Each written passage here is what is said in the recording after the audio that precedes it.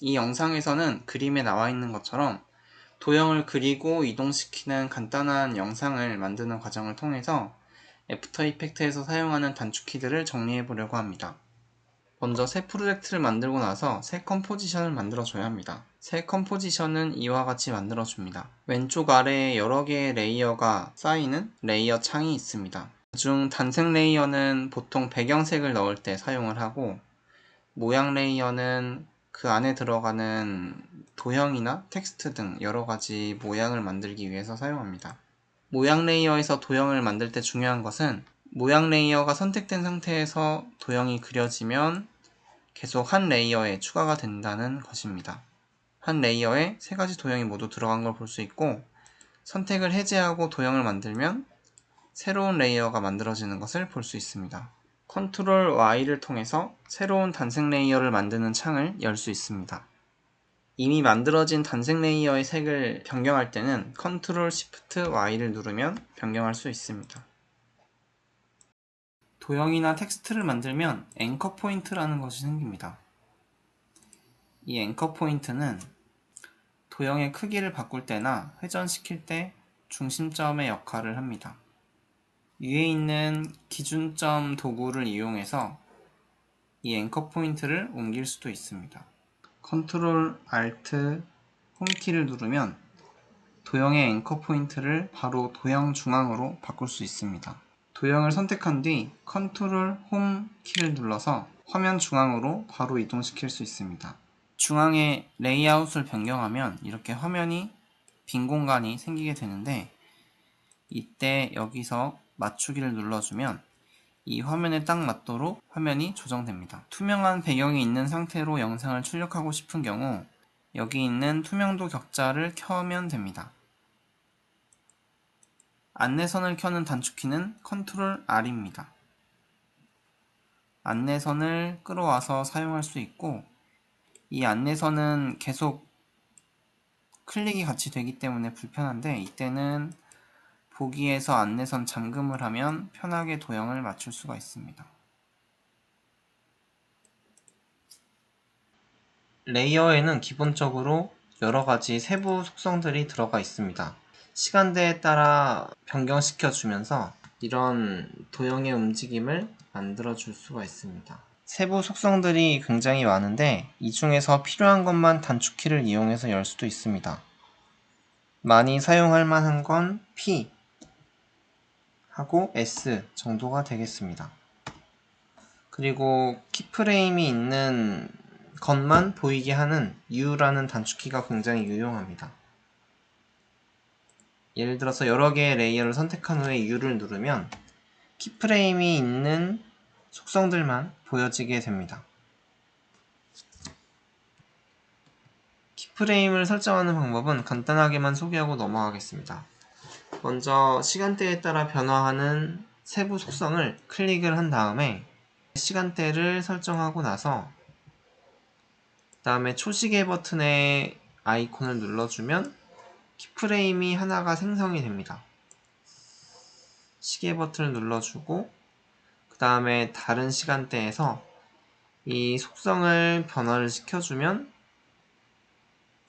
자동으로 이렇게 키프레임이 만들어지게 됩니다. 여기서는 앞의 시간대에서 가로의 비율을 0, 뒤의 시간대에서 가로의 비율을 100으로 잡아주겠습니다. 그러면 처음에는 아무 글자도 없지만 뒤로 가면서 글자가 늘어나는 모양이 만들어지게 됩니다. 이번에는 여기 있는 타임라인과 관계된 단축키에 대해서 소개하겠습니다. 먼저 이 영상을 재생해보기 위해서 사용할 수 있는 단축키는 0번 키와 스페이스바 키가 있습니다. 0번 키는 재생했을 때 무조건 처음부터 재생하게 되어 있고, 스페이스바는 재생하고 나서 멈추더라도 일시정지했다가 다시 그 부분부터 다시 시작한다는 차이점이 있습니다. 여기 있는 인디케이터라는 걸 이용해서 시간대를 골라서 키프레임을 설정을 했었는데, 이 인디케이터를 사용할 때 Shift 키를 누른 상태에서 이동을 하게 되면 중간에 키프레임이 있을 경우 딱 달라붙게 됩니다. 만약에 이 키를 설정하지 않았을 경우 아주 미세하게 조금 간격이 있어서 이렇게 새로운 키프레임이 생기는 경우가 있습니다. 하지만 기존의 키프레임의 위치와 맞춰서 변경을 하면 새로운 키프레임이 만들어지는 게 아니라 그대로 덮어 씌워지기 때문에 이 키를 반드시 잘 활용을 해야 합니다. 그 다음 이 타임라인, 이 시간대를 좀 더 자세히 보기 위해서 사용할 수 있는 키가 있습니다. 바로 플러스 마이너스 키인데, 이 키는 우측에 있는 넘버링 패드를 사용하는 게 아니라 백스페이스바 옆에 있는 플러스 마이너스를 사용하면 이 시간대를 확대 축소할 수가 있습니다. 그 다음 모션 그래픽을 조금 더 세밀하게 주기 위해서 이 프레임을 1프레임씩 이동해야 되는 경우가 있습니다. 그럴 때는 페이지 다운, 페이지 업 키를 이용해서 조금씩 움직여 줄 수가 있습니다.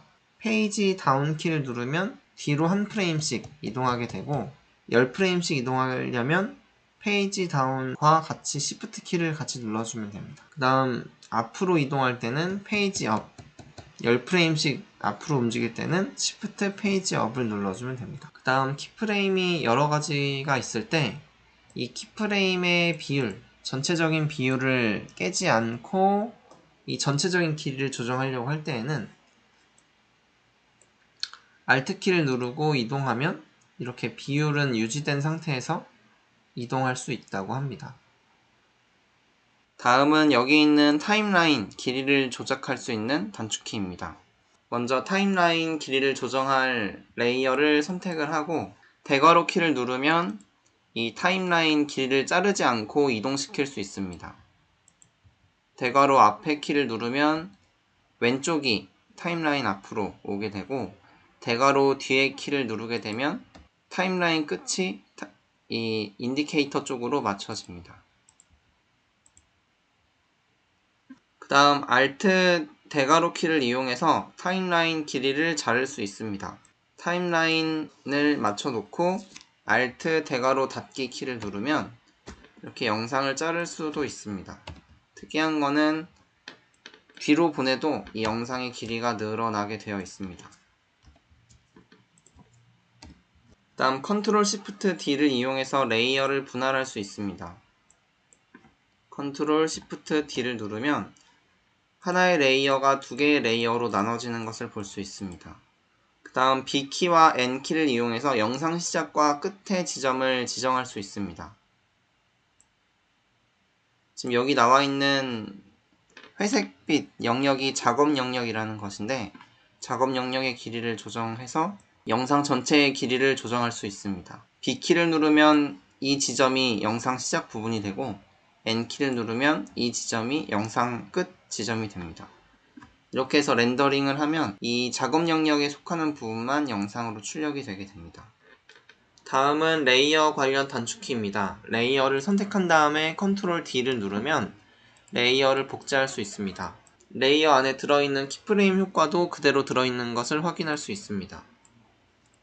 다음은 레이어 컨트롤 창을 확대하거나 축소하는 F4 단축키입니다. F4 단축키는 여기 밑에 있는 키로도 사용을 할 수가 있는데 이 키를 이용하면 이 레이어 창의 이 부분이 변하게 됩니다. 여기 나와 있는 트랙 매트라는 효과를 사용할 때 F4 키를 이용해서 이 부분이 보여지게 하는 용도로 사용하고 있습니다. 지금은 키프레임 안에서 도형이 같은 속력으로 변화하도록 만들어져 있는 것을 알 수 있는데 이 키프레임 변화에 이즈라는 효과를 부여하기 위해서는 키프레임을 모두 선택해서 단축키 F9를 눌러주면 됩니다. F9를 눌러주면 이렇게 모래시계 모양으로 변하는 걸 알 수가 있고 여기 있는 그래프 편집기를 눌러서 여기 있는 속력 그래프 편집을 눌러주면 이 속도가 직선이 아닌 곡선으로 변해 있는 것을 볼 수가 있습니다. 여기서 조금 더 역동적인 효과를 주려면 이 점을 드래그해서 선택한 다음에 나타나는 이 노란색 동그라미를 옆으로 당겨주면 이렇게 속도가 급하게 올라가도록 바꿀 수가 있습니다.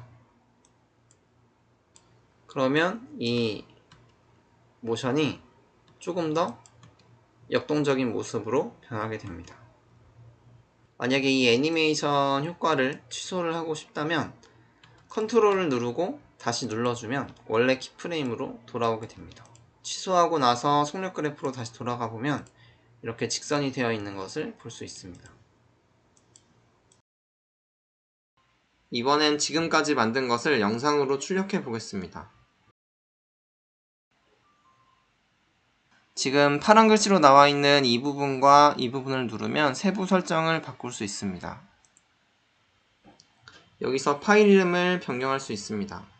인코딩 설정은 하드웨어 인코딩 1패스에서 전속률 최대 렌더링 품질 사용을 체크했습니다. 그리고 확인을 눌러줍니다. 그래서 선택된 컴포지션을 눌러서 재생 버튼을 눌러주면 렌더링이 진행됩니다. 다음은 투명한 배경이 있는 영상을 출력하기 위한 방법입니다. 먼저 투명한 배경을 만들려면 여기 나와 있는 투명도 격자를 켜주어야 합니다. 투명도 격자를 키면 만약에 다른 단색 레이어 같은 게 없다면 이렇게 밑에 투명한 배경이 나타나게 됩니다. 영상으로 출력하기 위해서는 내보내기에서 렌더링 대기열의 추가를 눌러줍니다. 렌더링 설정에서 품질 최고, 해상도 전체, 출력 모듈에서 형식을 퀵타임, 채널을 RGB 알파로 설정해 줍니다. 그리고 출력 위치를 설정하고 파일 이름을 만들어 준 다음에 렌더링을 눌러주면 영상이 만들어집니다.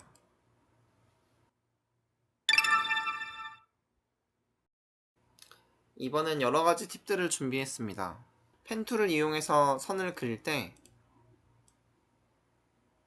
이 곡선을 만들 때 생기는 이 보조선을 한쪽만 움직이기 위해서는 컨트롤 누르고 이동시켜주면 됩니다. 그 다음 텍스트의 자간을 바꿀 때는 Alt 방향키를 이용해서 자간을 줄이거나 늘릴 수 있습니다.